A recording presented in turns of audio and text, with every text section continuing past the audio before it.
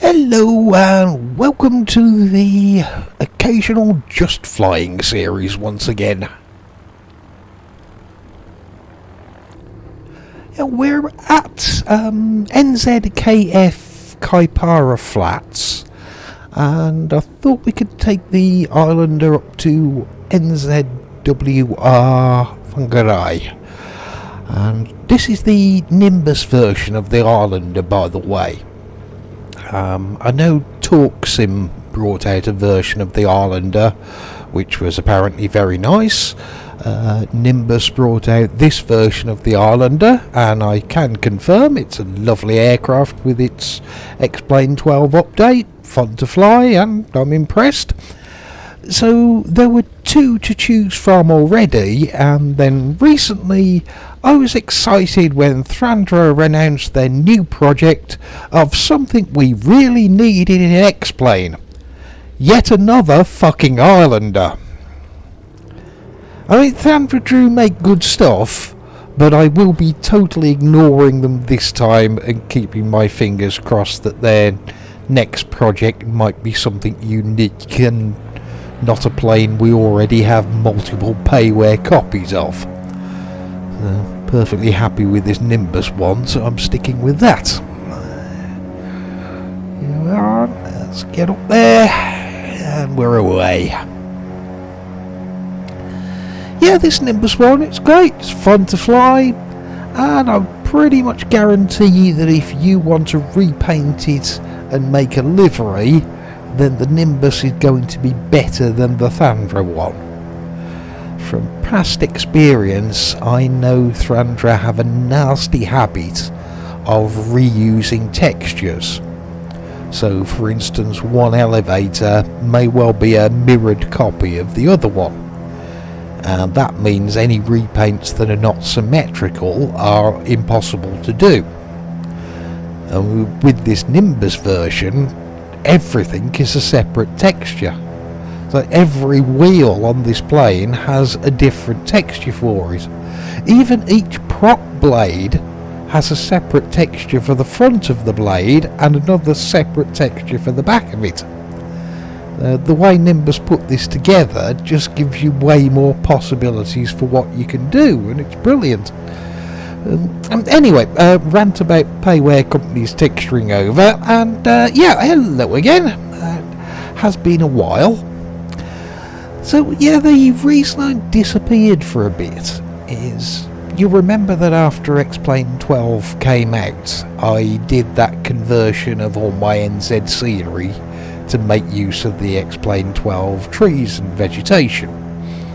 Now, I was intending to carry on from there, but to be honest, I'd got a bit disillusioned with it all.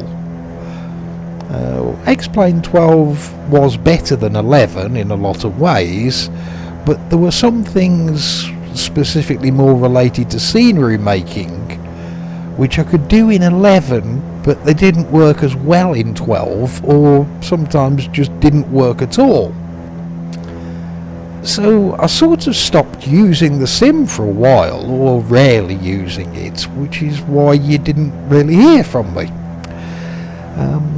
But yeah, time passed, Lamina rolled out some updates, and not everything has been fixed, and probably never will be.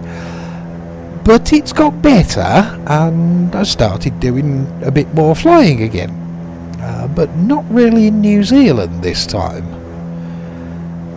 During my time with Explain 11, where I was making all the airport scenery for the country, I hardly left NZ at all. So it was actually a nice change to go somewhere else. I had some of Fort Boy's West Coast of America ortho, and also some ortho for Japan, which is nice enough. I've been flying there quite a bit, as it's a lovely change, as Japan has a very different look and feel to New Zealand, which is what I'd got very used to. Plus I've finally taught myself how to make my own ortho too, which was something I'd never bothered with before. So we had the ready-made Lindemann ortho for New Zealand, and with me not really going anywhere else, I never needed to know how to make my own ortho tiles before. But But eventually I decided to have a few flights back in NZ again. Now with the Japan scenery, as I was mentioning that, I've been flying there quite a bit and landing at default airports. Now, looking around them, I know I could improve things, but just didn't really have any desire to bother getting the scenery making tools out again and doing anything. The airports are okay, and that was good enough for me. We're coming back to New Zealand again, however. There's so much of my custom scenery here that I look at it a little bit differently, as I'm the one who made it all. And I was having a few thoughts of, oh, that bit over there, I could probably make that look a bit better. Plus I knew some things had changed too. There's Taupo and Napier, for instance. In real life, they were building new terminals when I made my Explain 11 scenery, and by now those real life terminals would be finished, and so the airport will be looking different. So the scenery making tools did eventually come out again, and what I've been doing is I've started at the top of North Island, and I've been slowly visiting all the airfields and working my way down, as that's the easiest way for me to keep track of what I'm doing. Some places are fine and look good enough, some I just couldn't be bothered with anyway, but I have been doing upgrades to a number of different places, and those ones are now looking better or more realistic, or sometimes both. Now, I've nearly finished with North Island, so keep watching my videos and I'll let you know when I upload those to my mega folders. And I say keep checking my YouTube channel for news, because there's going to be a couple of changes compared to what I was doing during Explain 11. I mean, firstly, I'm still an active member at explain.org. If you send me a message there, I will reply to you. However, I don't think I'm going to bother uploading much or any of my scenery there anymore. I mean, the rules at that place are very restrictive and controlling on what you can and can't upload. And okay, I can see they do need some rules, and that's what they've come up with, but I'm going to bypass all of that and just be uploading things to Mega and then telling you about it via YouTube. And doing it that way, I can make up my own rules and be a bit more relaxed about things. Now, when I say relaxed, no, I'm not going to be uploading payware stuff or pirating things. It's more to do with, well, for instance, if I spot a really nice hangar in a scenery that somebody has uploaded at the org, to comply with the forum rules, I would have to contact person A to ask permission to use it. Potentially that leads to an answer of, no, it's not my object, you'll need to contact person B. And then when I finally get in touch with them, they say, no, you need to ask person C. And yes, that has happened, where I've had to go through 3 people to inquire about one object. So if I'm making my own rules about uploading to Mega, I'll just use the hangar object anyway. Now, that may sound like I'm stealing stuff, and to a point, yes I am, but here's the thing. Over my time, I've talked with quite a few creators to ask if I can modify something they had done or use something, and almost always the answer has been, yeah, of course you can, go for it, not a problem at all. There's only ever been one person who said no. And when you start scenery making and talking with other scenery people, you quickly realise that we're all friendly and helpful, apart from one person. And if one creator can assist in some way in making somebody else's scenery better, they always will, apart from one person. So where the org rules assume that the answer is no until you can prove that it's yes, by uploading only to Mega, I can assume that the answer will be yes, and potentially not even ask the question, because having done it numerous times, the answer always will be yes, because scenery creators are helpful and nice people like that, apart from one person. So yeah, keep an eye on my YouTube channel, and I'll let you know when I put these North Island upgrades in my Mega folder, because that's what I'll be doing from now on.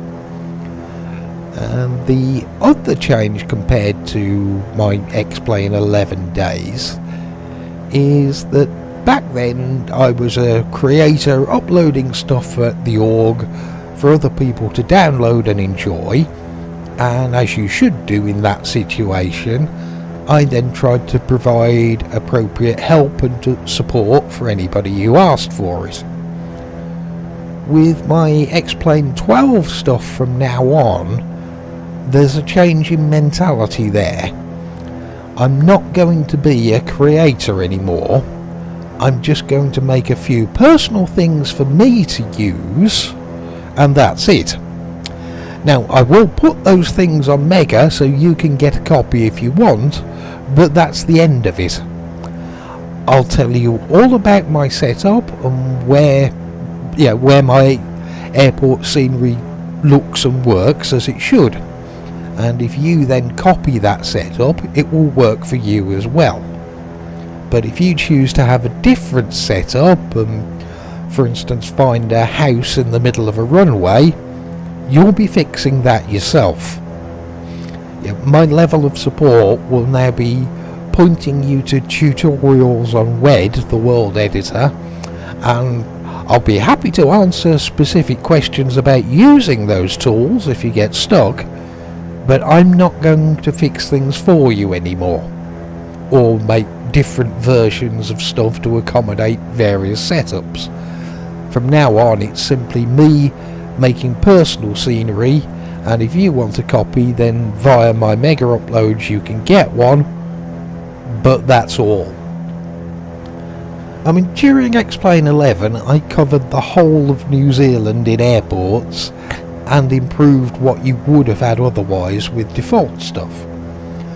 That's a lot of time, a lot of scenery, so I feel like I can say I have contributed, and therefore I've now earned the right to, well, not disappear entirely, but more like take a step backwards and leave you lot to sort your own shit out. So yeah, after not hearing from me for a while, yes, I am back, but in a different and slightly more limited kind of way. Or at least that's the case with my scenery. As for videos, I will try and keep doing more of these. Occasionally something educational or serious, and of course plenty that are definitely not as serious. And just so you know, by the way, I've mentioned that I'm nearly done with the North Island upgrades, and yes, I will then be starting on South Island after that and seeing if there are things which could use a little tweak down there. Yeah, so that's pretty much where we are. Yeah, as for other things in SimWorld, or my SimWorld, I've got Global Forest now, and I also have AI aircraft flying around everywhere thanks to Traffic Global. Yeah, I'll be honest, Traffic Global, it's not brilliant, but it's okay, it does the job. It's an improvement on not having it anyway. But due to that, I have had to include traffic routes in my scenery for the first time. I've not done it in every airfield, but just some of them, including some of the upgraded places. Though I've no idea what I'm doing really, so I've not bothered with things like traffic flows for wind, and my stuff is very basic. Where gateway airfields had traffic routes, I've stolen those instead, but where they don't, then my stuff is just defining in a really simple way where you should land, taxi and park. And generally AI aircraft are landing on runways, taxiing on taxiways. So yeah, my AI routes are novice level stuff, but it kind of works. The other plus point of that is the start locations too, because where X-Plane used to inject random aircraft, Traffic Global now takes care of that. So for airline traffic, it's much more realistic. You get lots of Air New Zealand planes and occasionally some Jetstar and Qantas and that kind of thing, rather than finding a regional city hopper from Norway parked in the middle of a ramp at New Zealand. Having a parked plane with a strange livery was something that honestly never bothered me in the slightest. But now that doesn't happen anymore, I've got to say it's actually quite nice. So I doubt I'll ever not use Traffic Global now, because where a Norwegian plane never bothered me before, now I've got used to that not happening. It probably would annoy me if I went back and I did start getting misplaced airlines again. Anyway, nearly here. That's our runway just over on the left.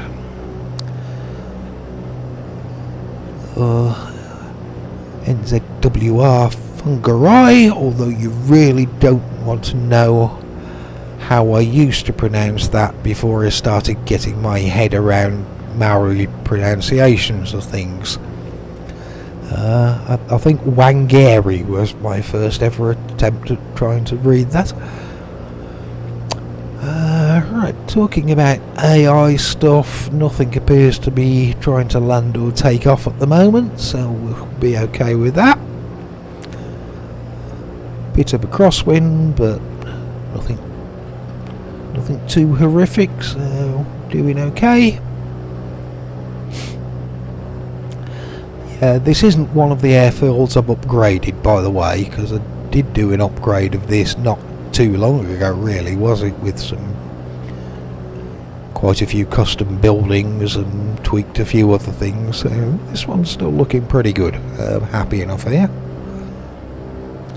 And I do actually like this airport, come here quite a bit. Let's see how we do today then. Not paying too much attention to the red and white lights. There's good visibility today.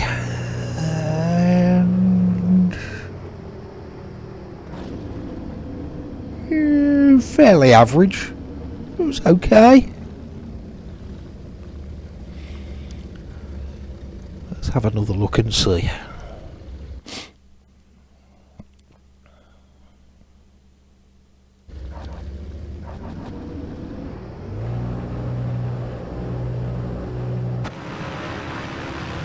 Yeah, as I was mentioning earlier, there's no way in the world that you could get that livery painted on a Thrandraer aircraft.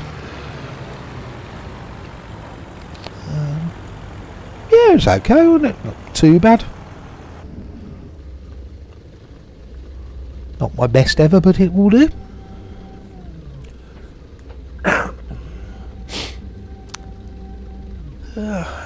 And there's one of Traffic Global's Air New Zealand planes parked on the ramp.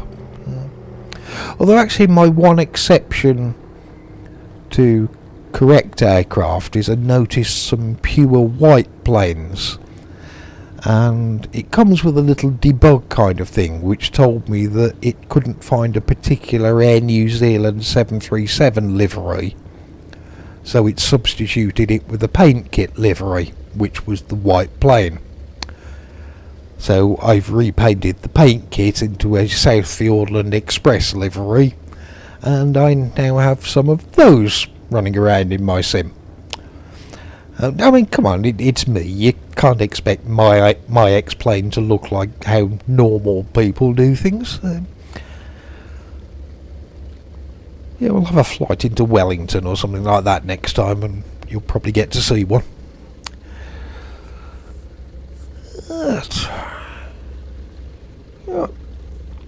Park up and, yeah, job done. Successful arrival.